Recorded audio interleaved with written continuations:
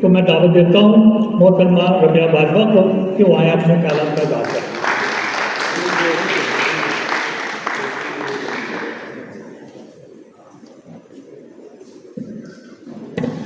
इंतहाई काबिल-ए-एहतराम अकाबरीन जो स्टेज पे मौजूद हैं और ज़िंदगी के किसी न किसी दौर में मुजाहमत भी करते रहे, लड़ते भी रहे, और मेरे सामने बैठे हुए मेरे साथी जदोजहद के साथी खालिद भट्ट साहब हैं, मेरी बहन ताहिरा हैं, और बाकी अकाबरीन नजमा साहब हैं, मेरी खालदा साहिबा, बाकी बहनें और भाई जो इधर मौजूद हैं। ये सब वो साथी हैं कि जिन्होंने पाकिस्तान के अंदर जो जबर और फस्तायत का एक माहौल रहा, उसके अंदर कहीं ना कहीं किसी न किसी अंदाज में कंट्रीब्यूट करते रहे, फस्तायत के खिलाफ खड़े होते रहे। मैं आप सबको सलाम पेश करती हूँ, जो मुबारकबाद पेश करती हूँ कि इन्होंने आज भी जो पॉलिटिकल एक्टिविज्म के हवाले से जो काविशें रही हैं पाकिस्तान के अंदर, आज फिर इस जगह पे हम सबको इकट्ठा करके एक डायलॉग की सूरत हाल पैदा की, ताकि हम आइंदा जो आगे जो रियासती फस्तायत है उसका मुकाबला करने के लिए अपने अपने अंदाज में अपनी अपनी बात करें। तो सबसे पहले तो मैं फरकंदा बुखारी साहिबा, जो जिन्होंने अपनी किताब लिखी ये बाजी इश्क की बाजी है, उन्होंने जिस तरह जदोजहद की, वो जिन्होंने जिस तरह बेलौस और लाजवाब जदोजहद की, वो पीपल्स पार्टी के लिए नहीं, वो पूरे पाकिस्तान की जमहूरियत के लिए फ़ख्र है। वो हम सब के लिए, मैंने उनको पढ़ा भी, मैंने उनकी जदोजहद को अपने जो अकाबरीन है उनसे भी मुझे पता चलता रहा, और उसके बाद जो बाकी पीपल्स पार्टी के साथी जो MRD की मूवमेंट में उन्होंने जिस तरह कुर्बानियाँ दी, वो सब हम लोगों को तक़वीत देता है कि हमने किस तरह आगे बढ़ना है, हमने किस तरह लड़ना है। तो जो पॉलिटिकल एक्टिविस्ट होता है वो बुनियादी तौर पे अदारे का नाम है, और आज जो पाकिस्तान में तनज़्ज़ुली है सियासी हवालों से, उसकी एक बहुत बड़ी वजह है कि पॉलिटिकल एक्टिविस्ट जो हैं उनको,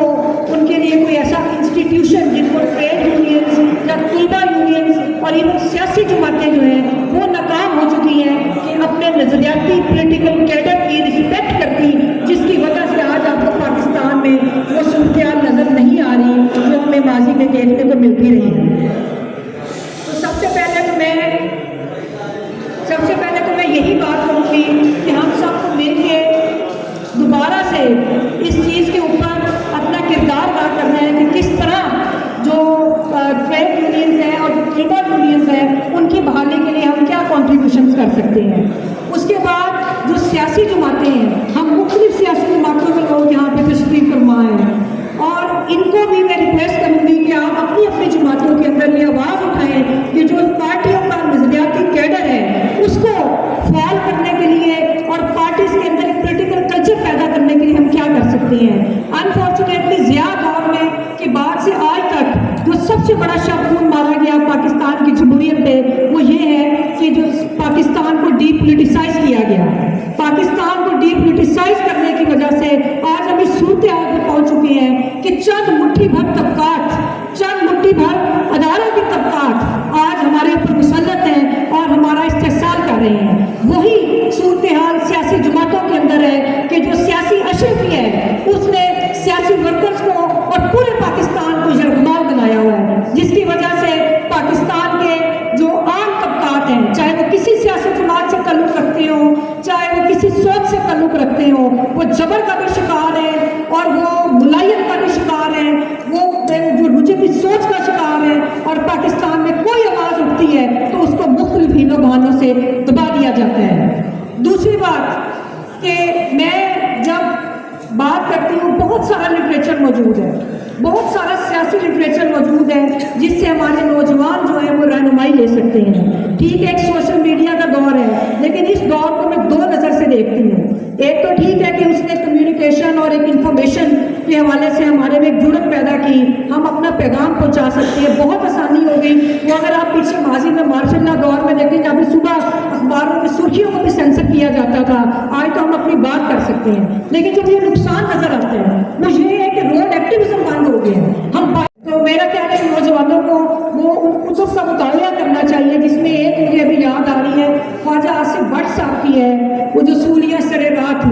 उसमें उन्होंने जिस तरह अहाता किया है, जो पॉलिटिकल वर्कर्स ने MRD के दौर में कुर्बानियाँ दी और बाद में लीडरशिप ने जिस तरह उसको नज़रअंदाज किया, उसका पार्टी को नुकसान اور پولیٹیکل کلچر کو بھی نقصان ہوا. وہ کتاب آپ پڑھیے گا. اور اس میں سے ایک میں جو اگر ماضی میں دیکھیں تو آپ کو یاد ہوگا تیارہ سازش کیس تھا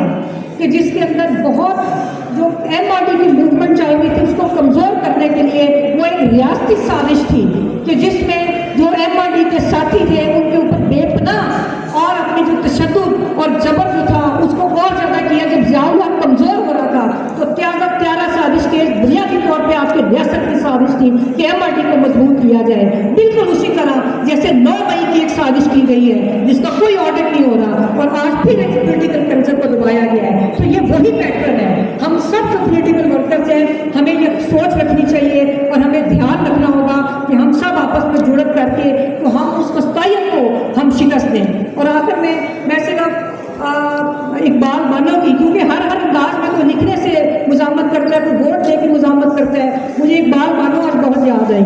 کہ جب ضیاء الحق نے ساڑی پہن کر خواتین پہ جو پابندی لگائی تھی تو اقبال مانو صاحبہ نے ساڑی پہن کے آئی اور جبر کو کس طرح چیلنج کیا. انہوں نے وہ نظم پڑھی ہم دیکھیں گے لازم ہے کہ ہم بھی دیکھیں گے جو دل سے جس کا وعدہ ہے جو لوہے علم پہ لکھا ہے جب ظلموں کی گرا کے پوہے گرا روئی کی طرح اٹھائے جائیں گے ہم دیکھیں گے لازم ہے کہ ہم بھی دیکھیں گے.